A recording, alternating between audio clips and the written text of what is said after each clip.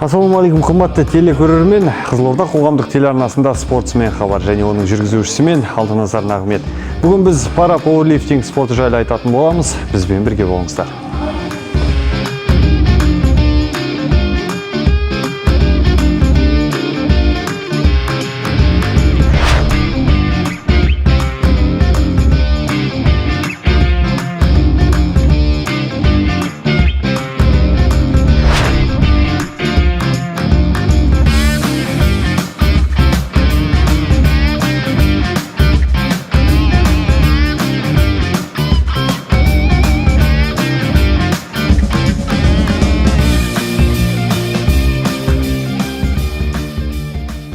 Пара пауэрлифтинг бұл мүмкіндігі шектеулі жандарға арналған спорт түрі. Жалпы бұл спорт түрімен өзінің күш жүгерін қолына алып, өзінің өмірге деген көзқарасын оң қалыптастырған жандар айналысады. Енді бізге бұл спорт түрін толыққанды түсіндіріп беретін біздің пауэрлифтингтен жаттықтырушы Кабира Асқарова. Сәлеметсіз бе? Қалыңыз қалай? Сұхбатымызға дайынсыз ба? Ендеше сұрағымызды қойып бастасақ, жалпы бұл спорт түрінің бізге ең алғашқы сұрағым тарихы жайлы айтып беріңізші, жалпы бұл спорт түрі қалай шықты, қайдан басталды? Бұл пара пауэрлифтинг спорт түрі негізінде 2000 жылдары басталған, Қазақстанда дамыған. Пара олимпиада 4 жылда бір келетін жазғы паралимпиада ойынында 2007 жылы ма неде өткен, Пекин қаласында өткен. Сол жылдары ең алғашқы біздің Қазақстаннан пара пауэрлифтингтен алғашқы рет бір спортшымыз қатысып келген. Сол жылдан бастап біздің Қазақстанымызда алға басып дамыған. Пара пауэрлифтинг деген жалпы сөз мағынасы күш қуат жігер деген мағынаны білдіреді. Сол тарихта алынған спорт түрі деп ойлаймын. Негізінде пауэрлифтингтен сау адамдар арасында да спорт түрі бар. Сол спорт түрінен қосымша осы пара пауэрлифтинг мүмкіндігі шектеулі жандарға арнайы өздерінің мүмкіндігі шектеулеріне байланысты қосымша осы спорт түрі ашылған. Өзіңіз айтып отырсыз, енді пауэрлифтинг деген спорт түрі бар. Бұл спорт түрі мен пара пауэрлифтинг спорт түрінің арасында қандай айырмашылықтар бар? Ережелерінде, жарыстарда? Пара пауэрлифтинг спорт түрінің айырмашылығы ол жерде өте көп. Өйткені біздің арнайы өзіміздің спорт түріне арналған жатып көтеретін лежанка дейді, лежанкамыз бар, арнайы. Оған спортшыны алып келеді, тренері жатқызып, өзінің техникасымен екі аяғын байлап, штанганы қолына алып береді. Өйткені мүмкіндігі шектеулі жан оны өз еркімен игеріп істей алмайды, игеріп кете алмайды. Сондықтан да оның аяғы қозғалып кетпеу керек, денесі ыңғайлы жерде тұру керек. Жауапкершілігі өте қиын спорт түрі деп айта аламын. Өйткені спортшы сол көтеретін салмағын сол лежанкада жатып техникамен, мысалға сол 100 килограмм беріп тұрған салмақты спортшы сол техникамен көтеріп шығу керек. Ол штанганы жаймен төске түсіреді, және де оны қозғалмастан тренердің бұйрығымен алып шығу керек. Сол кезде судьялар ол салмақты есептейді. Егер де спортшы 200 килограмм салмақ беріп, оны техникасыз көтерген болса, ол ешқандай есептелмейді. Жалпы енді осы спорт түрімен айналысамын дейтін болса, неше жастан бастап келсе, қабылдай бересіздер, неше жастан бастап осы спорт түрімен айналысуға болады жалпы? Негізі біздің пара пауэрлифтинг спорт түрінде ешқандай жаста шектеу жоқ. Бірақ енді әрине кішкентай балаларға бұл спорт түрі өте ауыр. Сондықтан да 15-16 жастан жоғары жастан қабылдаймыз. Ары қарай шектеу жоқ дейсіз? Ары қарай шектеу жоқ. Енді жалпы осы Қызылордада, Қазақстанда жалпы кең көлемде облыстық, республикалық деңгейде жарыстар ұйымдастырылып тұра ма жалпы осы спорт түрі бойынша? Әрине ұйымдастырылады. Бізде негізі паралимпийс мүмкіндігі шектеулі спортшылардан үлкен комитеттер ашылған ғой, паралимпийс. Бұл олимпиадалық спорт түрі? Иә, әрине олимпиадалық спорт түрі. Ұлттық пара комитеттері бар бізде, Нұрсұлтан қаласында орналасқан. Және де әр облыста өзінше жеке пара спортынан клубтар ашылған. Сол жерде көптеген мүмкіндігі шектеулі жандармен әртүрлі спорт түрінен жұмыс жасайды. Бізде мысалға жылдық қорытындыда Қазақстанның ішінде республикалық жарыстан 2-3 жарыстар өткізіледі. Өйткені біздің спорт түрі әр айда қатыса беретін спорт түріне жатпайды. Өйткені қиындауда спортшы өзінің қалпына келу керек, оған 2 ай уақыт өтіп кетеді. Сол себептен жылына 3 мәрте республикалық жарыстар өткіземіз. Және де құрама командада іріктелген спортшылар, олар әрине халықаралық жарыстарға дайындалады. Халықаралық жылына әр календар бойынша шығатын жарыстарға дайындалып, сояқтан өздерінің нәтижелерін көрсетеді. Ол кезде Қазақстанның атын шығаруға тырысады дейсіз. Қазақстанның атын шығарады. Түсінікті. Енді осы спорт түріне жарыстарға қатысуға біздің Қызылорда облысының спорт басқармасынан қандай да бір қолдаулар бар ма? Қолдаулар көрсетіле ме? Әрине, бізде емен айтар едім, мен өзім негізі спортшымын ғой. Бұл бапкерлік жұмысты 2019 жылы қыркүйек айынан бастап жұмыс істеп жатырмын. Өзім Қазақстан Республикасының құрама командасының мүшесімін. Халықаралық дәрежедегі спорт шебері, осы пара-пауэрлифтинг спорт түрінен. Мен 2007 жылы осы спорт түріне келген кезден бастап, мен айтар едім, осы күнгі деңгейге дейін көптеген спортшының бағын ашты. Бағын ашқанда бүгінгі күнге дейінгі деңгейде көптеген өзгерістер бар. Спортшыға қолдау көрсету, спортшының қандай да дайындалған жарысына ешқандай кедергісіз сол жарысқа барып келуін көмектесу, қамтамасыз ету барлығы жағдай жасалып жатыр. Және де әрине спортшының ең бірінші дайындалатын залы ғой. Барлық шеберлігі осы жаттығу алаңында шыңдалады дейсіз ғой жалпы. Енді рахмет, түсінікті. Енді осы спорт түрінен қандай да бір спортшыларымыз биік белестерді бағындырып жүр? Қандай спортшыларымыз бар жетістікке жеткен олимпиадалық ойындарда? Өзіңізді айта өтсеңіз. Мен енді 2007 жылдан бастап осы спорт түрімен айналысып келем ғой. Мен қатар Әбжан Айбек деген осы пара-пауэрлифтинг спортшысы бар. 2012 жылы жазғы Лондон қаласында өткен жазғы паралимпиадаға Қызылорда облысынан мен Аскарова Кабира және де Әбжан Айбек деген 2 спортшы қатысып келген болатынбыз. Әрине, енді ол кезде біздің шамалы жаттығуымызда, осы спорт түріне қатысатын жылымыздың да аздығына байланысты, енді біз өзіміздің 2 жылдық дайындығымыздың нәтижесін көрсетіп келдік. Енді айта кетсек, мен өзімнің жетістіктерім осы Қызылорда облысында әлем кубогынан 2-ші орын, күміс жүлдегерімін, Азия чемпионатының күміс жүлдегерімін. 2013 жылы Гуанчжоу қаласында өткен азиатский игрдің қола жүлдегерімін. Бұлайынша халықаралық турнирлердің 2-ші орын, 3-ші орын жеңімпазымын. Енді қазір Құдайға шүкір ғой, енді осы спорт түріміз үлкен жетістіктерге жететіндей дамып келе жатыр. Сол себептен айтар едім, Қызылорда облысынан әлде де жастар шығып жатыр, жастарды тәрбиелеп жатырмыз. Бізден де асып кететін спортшылар шығатынына Құдай қаласа сенімдіміз. Әрине, сіздей біршама жетістігі бар жаттықтырушылар тұрғанда, оған біздің де ешқандай күмәніміз жоқ.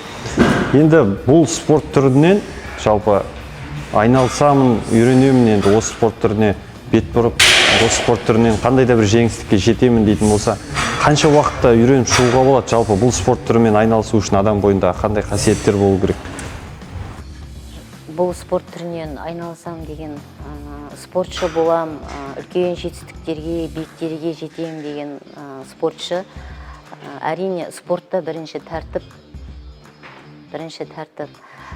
тәртіпті сақтап, бапкердің толыққанды жоспар бойынша жұмысын атқарып отырса, ол спортшы тек қана сол барлық ынтасын, көңілін, жігерлігін жаттығуға арнаса, алдына бір үлкен мақсат қойса, ол спортшы үлкен жетістікке жетеді деп айта аламын. Мен 100% айта алар едім. Өйткені жалпы спортта ешқандай қиындықсыз, кедергісіз, жағдайсыз жету мүмкін емес қой, қай нәрсе болса да өмірде. Сондықтан да соның бәріне дайын болу керек спортшы. Өмірге талпынады. Ол мүмкіндігі шектеулі жанның өзінің мүмкіндіксіз екенін даже ұмытып кетуі де мүмкін. Жалпы қоғамға, ортаға өзін бейімдеп, осы спорт түрінен бір жетістікке жету үшін бірінші ішкі рухани дамыту керек дейсіз ғой, иә?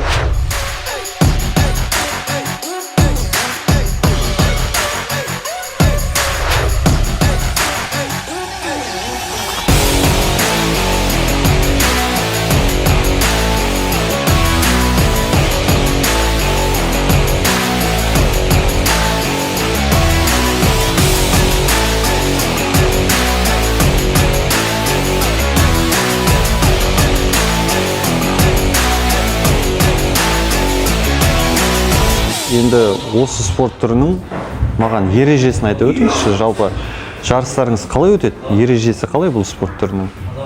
Мысалға, желтоқсан айының басында жарыс өтілетін болса, біз сол жарысқа календар бойынша дайындаламыз.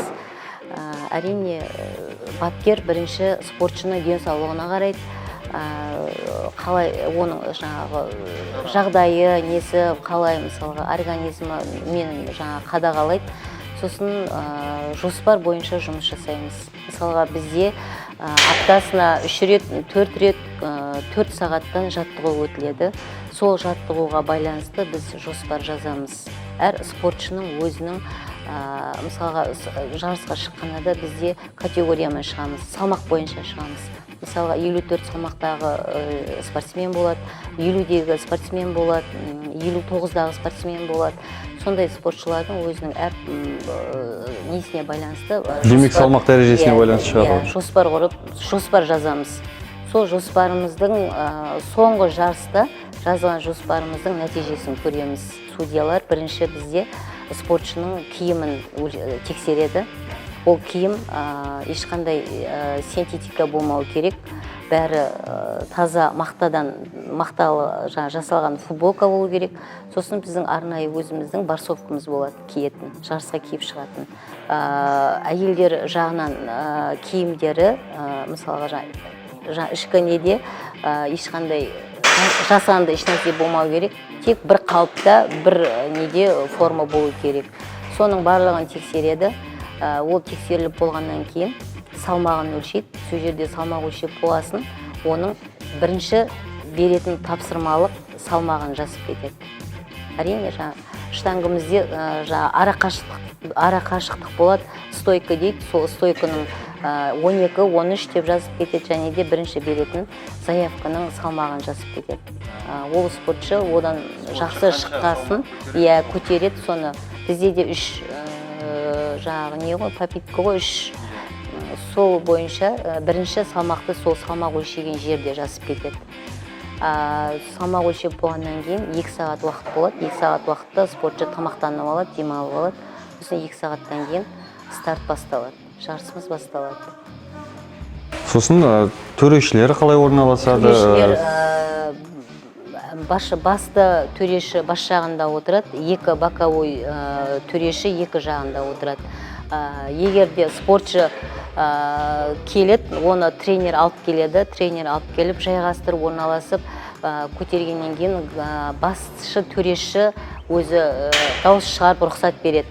Иә, бастаңыз деген. Сол кезде спортшы өзінің жұмысын жасап шығады.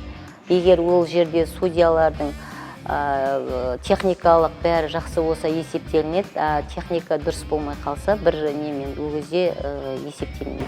Демек өзінің көтеру әдісі арқылы көтеру керек қой. Сіз жаңа айтып кеттіңіз, 3 мүмкіндік береді деп, бұл штанга спорты секілді 3 мүмкіндік берілетін болып тұр ғой. Егер бірінші мүмкіндіктен жақсы нәтижелі көрсетті, ары қарай салмақ қоса береді ма? Қоса береді. Өзінің тапсырысы бойынша. Ол спортшы егер де өзінің жағдайын біліп тұрса, өзінің сенімді болып тұрса, оның есептемеген салмағы емес, одан да қосып беруге оның мүмкіндігі бар. Демек, сөйтіп тіпті рекорд та қоюға болады дейсіз ғой, рекорд та қояды. Төртінші мүмкіндігіміз рекорд қою. Ол көтере алмай қалса, ұтылмайды ғой. Ол мүмкіндік береді. Үш мүмкіндікті орындап шыққаннан кейін, ол спортшы төртінші мүмкіндікке тапсырыс бере алады. Мысалға, үш мүмкіндіктің ішінде бір мүмкіндікті жақсы орындап, екі мүмкіндігін көтере алмаса, ол кезде ол жарысқа қатысқан есебі болады. Ол рейтинг дейміз ғой, сол рейтингке кіреді мысалға. Осы спортсмен осынша көтерді деген. Оны үшеуін де орындамады деп шығармайды. Егер де үш мүмкіндікті де техникамен жұмыс істей қалмаса мысалға, ол кезде ол спортшы аяқтаған жоқ деген тапсырма алады. Аяқталмады деген. Әрине ол спортшы келесі жарысына 100%-ға дайындала береді. Ол неден шығарылмайды. Ал екі сайыстың ортасы қанша уақыт болады сонда? Екі жарыстың ортасы? Екі жарыстың ортасы енді негізі 3 ай 4 айға созылады. Салмақ мысалға ер адамдарда 52 салмақтан басталады. Сосын уже 82-ден әрі қарай уже плюс болып есептелінеді. Ол плюс деген мысалға ол 100 болсын, 120 болсын, ол сол салмақ уже бір салмақ болып есептелінеді. Барлығы бірдей жарыса береді дейсіз ғой. Бір салмаққа кетеді. Қыздар арасында, әйелдер арасында 41 салмақтан бастап 86 салмаққа шейін болады. Бұл жерде 86 плюс болып есептелінеді. 86 плюс дегенге бұл жерде де 100-ден аса салмақ категориясы бірігіп шыға береді. Жасөспірімдер арасында жарыстар өтеді. Мысалға бізде Қазақстан республикалық чемпионатта жылына бір рет, мысалға чемпионаттың өзінде командалық жарыс болып есептелінеді, және де Қазақстан чемпионаты және жасөспірімдер арасында болып өтіледі жарыс. Бұл жерде мысалға жасөспірім спортшы қатысып тұрса, ол жерде ол жасөспірімдер арасынан өзінің орнын алады, және де үлкендер арасынан, ересектер арасынан, және де екінші өзінің жеңіп тұрған орнын алады. Демек, бір сайыстан екі жақтан да орын алады. Түсінікті. Ал белгілі бір спортты, белгілі бір жарыста жеңіп, қандай дәрежелер беріледі? Мысалға спорт шебері, халықаралық дәрежедегі спорт шебері деген секілді. Енді әрине бұл жерде жаңа салмақ деп айтып жатырмыз ғой. Әр салмақтың өзінің максимальный өзінің көтеретін есепті салмағы болады. Мысалға мен өзім алғашқысында 44 салмаққа шығатынмын. 44 салмақта мен 48 көтеріп Қазақстан спорт шеберін орындадым. Өйткені мен өзімнің салмағымнан жоғары көтеріп тұрмын. Уже екінші жарысымда мен 44 салмаққа шығып, 60 килограмм көтеріп, халықаралық спорт шеберін орындадым. Сол сияқты спортшы өзінің шыққан салмағынан жоғары өзінің есептеулі салмақтары болады. Әр Қазақстан спорт шеберлігінің және де халықаралық спорт шеберлігінің. Сол нормативті орындау керек. Демек, бір белгіленген бір салмақ дәрежесін қойып қояды. Сол салмақ дәрежесін көтерсе, ол спорт шеберлігін алады ғой. жақсы түсінікті. Сосын әрине жарыстың да өзінің несі болады.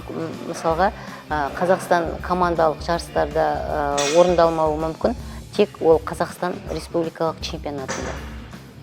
Мысалы, жылына 2-3 болатын жарыстың барлығында емес, өзі шектеулі жарыстар болады, сол жарыста орындау керек.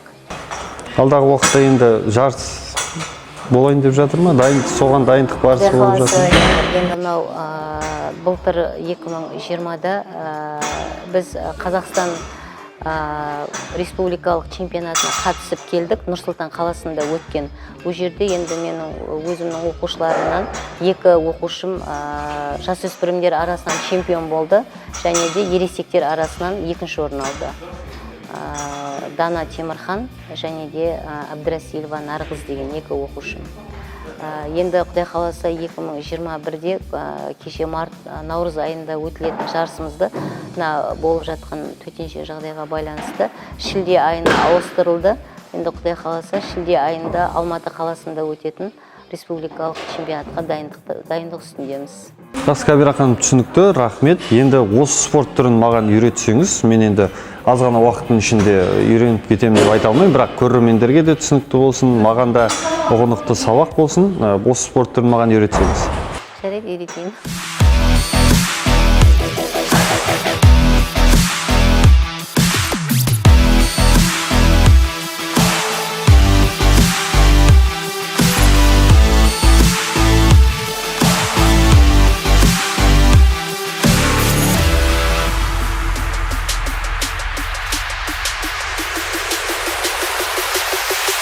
Жақсы, Кабира ханым, енді ең бірінші неден бастаймыз? Ең бірінші спортшы залға келгеннен кейін денені қыздыру жаттығуын бастайды. Ол мысалға бүкіл денені қыздыру керек. Былайынан базовый жаттығулар дейсіз. Барлығын 10-10-нан алға барлық организмді ояту үшін денені қыздырамыз. Оған 20 минуттай уақыт кетеді. Одан кейін біздің лежанкамыз арнайы осы пауэрлифтингке арналған, мүмкіндігі шектеулі спортшыларға. Осы спортшы осы лежанканың үстінде жатады. 2 аяғымен ұзыннан былайынан ұзыннан түсіп жатады. Сосын ыңғайланып жатып, 2 иығын жақсылап қояды, 2 жамбасын бәрін өзінің ыңғайына қарап толыққанды жатып алады. Мынау біздің гриф деп аталады. Бұл гриф 20 килограмм болады. Бұның өзі 20 килограмм. Осы бұның өзі 20 килограмм. Және де мына жерде цифрларды көріп тұрсыздар. Бұл жерде әр спортшы мына жерде алған кезде ара қашықтықпен алады. Біреуі шамалы жақындау алады, біреуі қашықтау алады. Негізі мына тұрған 2 сызықтан біз жарыста аспай алуымыз керек. Егер де спортшы мына сызықтан қолын асып шығарып қойса, ол судьялар, төрешілер оны есептемей қояды.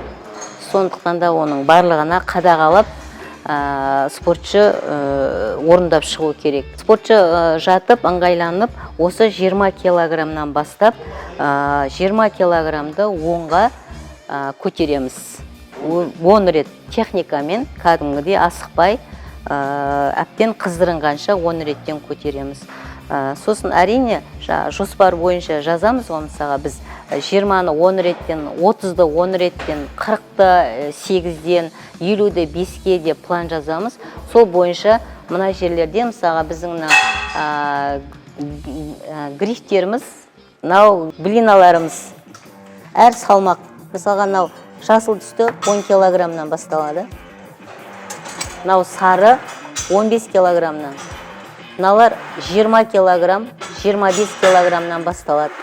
Және де ана жерде 5 килограммнан басталатын блиналарымыз бар. Сол блиналарды қай спортшы қай салмақты көтереді, соған өшеттен салып тұрамыз. Бұл спорт түрі, енді пауэрлифтинг, жаттығуымыздың атының жим лежа дейміз. Жим лежаны біз жеңілдеу күні болса, жоспар бойынша ол кезде 1 сағаттан аса уақытымыз кетеді.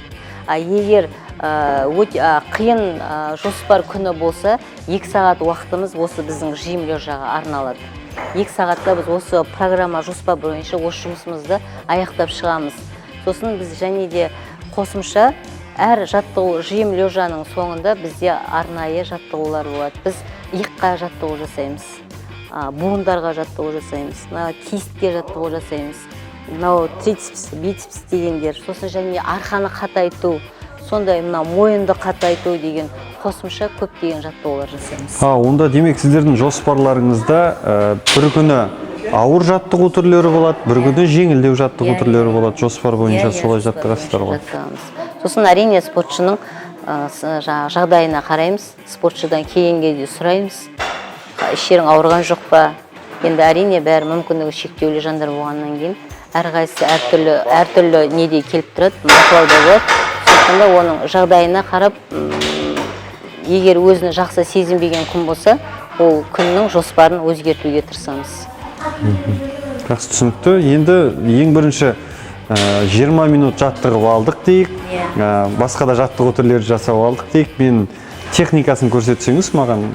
Әрине ол үшін бірінші бірінші өзіңіз ыңғайланып жатасыз, екі аяғыңызды созасыз. Созып барып қою керек қой. Және басыңызды қойып, жоғары жатасыз. Мына екі иық жатқан кезде мына екі бірдей болу керек. Сіз осы тұрғанда қиса жатсыз. Сосын ортасына жату керек қой. Сәл жоғары көтеріліңіз. Сіз көздің тұсында болу керек па? Мынау көздің тура тұсында болу керек. Сосын мына жерден екі қолыңызды өлшеп аласыз, ұстайсыз. Мысалға мына сызықтан мына жерде енді көтересіз, түзу, екі шынатақты жазасыз, жаймен төске түсіресіз, жаймен төске түсіріңіз, тоқтайсыз, оп, көтересіз, старт, түсірем, оп, осылайынан бұл пәрмендеріңіз түсіріп көтерілген бұл біздің техникамыз. Оп! Оп! Сосын мына жерге, әр жерге түсіру дұрыс емес. Мына тек төстің ортасына ғана түсіресіз. Түсіргеннен кейін ол штанга қозғалмау керек. Қозғалмау керек. Дүзу түсіресіз, дүзу көтересіз. Басыңызды көтермейсіз, басты қозғап жіберсе, ол кезде төрешілер есептемей қояды. Сіз осы тұрғанда төмен түсіп кеттіңіз. Бұл негізі дүзу. Бұл да бір уақыт өте келе шығатын бір шыңдалатын әдіс деп ойлаймын. Мен енді мұнан бірақ өзім қай жерге түсіп жатқанын да көріп тұрған жоқ. Мен сізге көрсетіп жіберейін байқайын. Сіз бір көрсетсеңіз де болады. Енді спорт шебері көрсетпегенде негізі уже жаңағы профессионал спортсмен дейді ғой, профессионал спортшымыз ғой енді. Профессионал спортшы өзінің уже күнделікті тәжірибеден жинаған өзінің несімен жұмыс жасайды. Мысалға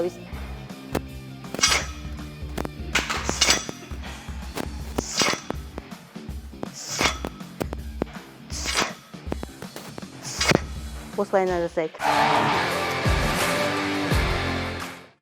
Кей спортшының белі жұмыс жасайды, кей спортшының белі жұмыс жасамайды.